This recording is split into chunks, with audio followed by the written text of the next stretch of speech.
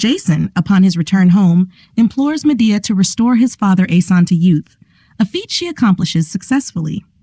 Subsequently, Medea proceeds to the court of Peleus, seeking vengeance for the wrongs inflicted upon Jason's family. She cunningly tricks Peleus's daughters into killing him. With her plan executed, Medea makes a swift escape in her chariot. As the Haemonian mothers and aged fathers bring gifts to celebrate the safe return of their sons, incense burns on the flames as offerings are made. However, Æson, nearing death from old age, is absent from the festivities. Jason, deeply moved, beseeches Medea, "Wife, you have already done so much for me, but if your enchantments can accomplish this as well, what cannot they do? Please take away some of my years and bestow them upon my father." Jason cannot contain his tears. Though moved by his plea and reminded of her father, Medea does not reveal her emotions to Jason. "What you ask is beyond reason," she replies, "but I will endeavor to grant you an even greater favor. Through my arts, we shall attempt to rejuvenate my father-in-law without taking any of your years. With the aid of Hecate, we may succeed." 3 nights pass until the moon reaches its fullness. Clad simply, with bare feet and hair unbound, Medea ventures out alone into the silent night. Amidst the stillness, only the stars twinkle above. Medea turns to them, sprinkling water upon her hair, and begins. "Night keeper of my mysteries, stars, witness to my intentions, and Hecate, knowing of my purpose, along with all the charms and enchantments of sorcerers. And earth, provider of potent herbs and winds, mountains, rivers, lakes, and all the woodland deities, heed my call. With your aid, all things are possible. I seek now the elixirs to restore old age to youth. The stars have guided me, and behold, my chariot arrives, drawn by winged dragons." A celestial chariot descends, sent from above. Mounting it, Medea strokes the dragons' necks, shaking the reins, and ascends high into the sky, gazing down upon Thessalian Tempe as she guides her dragons towards the chalky regions. Surveying the herbs of Ossa, Pelion, Othris, Pindus, and Olympus, she gathers them gently, cutting others with a brazen sickle. Along the waters of Apidanus, Amphresis, Enipeus, Panean, and Spercaean, and the rushy shores of Bay, she collects more herbs, as well as those near Euba and Anthedon. After 9 days and nights of gathering, she returns, her dragons shedding their old skins and rejuvenating, though they had not eaten. Medea stood alone under the open sky, outside the threshold and gates. She avoided contact with her husband. Building 2 earthen altars, one for Hecate and the other for youth, she adorned them with vervain and forest boughs. Performing sacred rites, she sacrificed a black ram and poured wine and warm milk into dug trenches. She implored the deities of the earth and the underworld king to spare Æson from an untimely death. Satisfied with her offerings, she lulled Æson into a deep sleep with her enchantments. She ordered Jason and attendants to leave, warning them not to witness her mysteries. With disheveled hair, she circled the altars, dipped torches in blood-filled trenches, and lit them. A potent mixture bubbled in a cauldron, containing a macabre collection, roots, seeds, flowers, acrid juices, stones from the east, ocean-washed sand, moonlit hoar-frost, screech-owl wings and flesh, ambiguous wolf entrails, water-snake slough from the Sinops River, and the liver of a long-lived stag. She even added the bill and head of a crow that had lived for 9 lifetimes. As she stirred this concoction with a dried olive branch, the branch miraculously turned green, sprouting new leaves and olives. Droplets spilling from the cauldron made the ground itself flourish with vibrant flowers and grass. Witnessing this transformation, Medea used a drawn sword to open Æson's veins. The old blood drained away, replaced by the rejuvenating elixir. As Æson ingested the potion, either by mouth or through the wound, a remarkable change swept over him. His white beard and hair turned black, his gaunt figure filled out, and his sickly pallor vanished.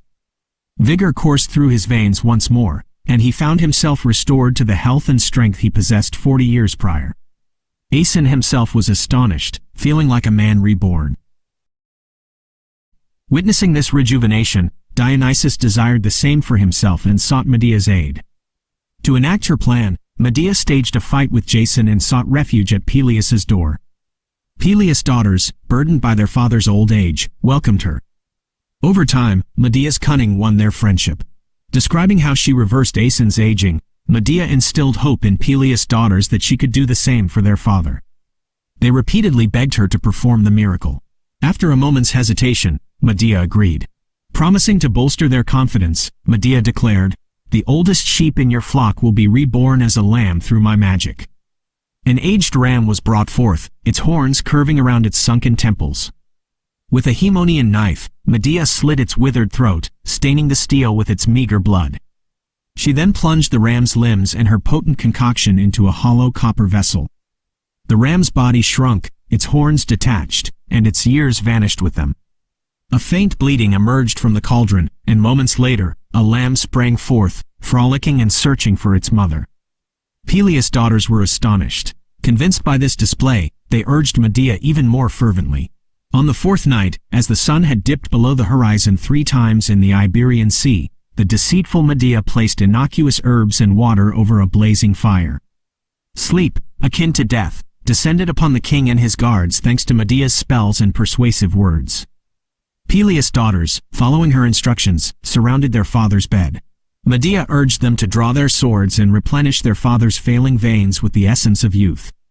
Despite their love for him, each daughter succumbed to Medea's manipulation, committing a heinous act to avoid witnessing their own blows. Peleus, drenched in blood, attempted to rise but fell back. As he struggled to speak, Medea severed his throat and plunged him into the boiling cauldron.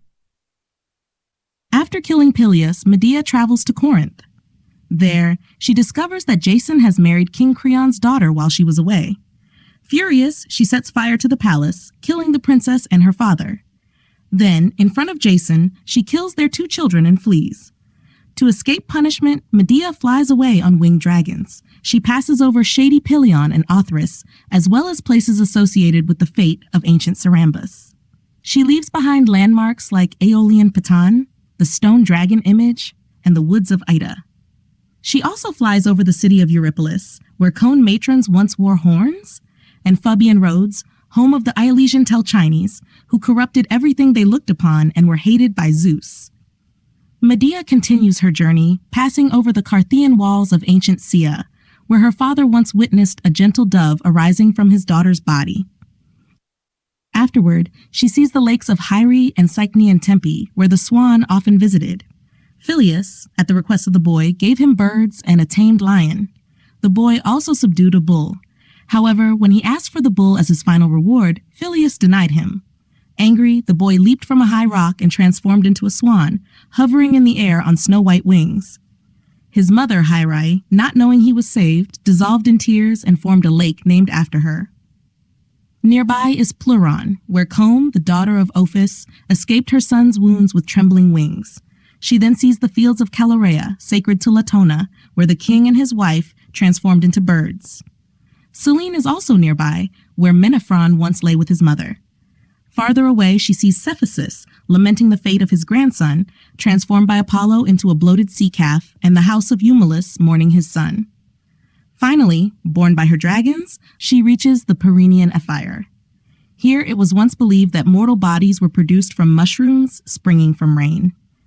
After causing destruction through her Colchian drugs and setting fire to the king's house, her sword was bathed in the blood of her sons. Having taken barbarous revenge, she flees from Jason. Escorted by her Titanian dragons, she enters the city of Pallas, witnessing righteous Phineus and aged Periphas flying together, and the granddaughter of Polypemon resting upon new-formed wings.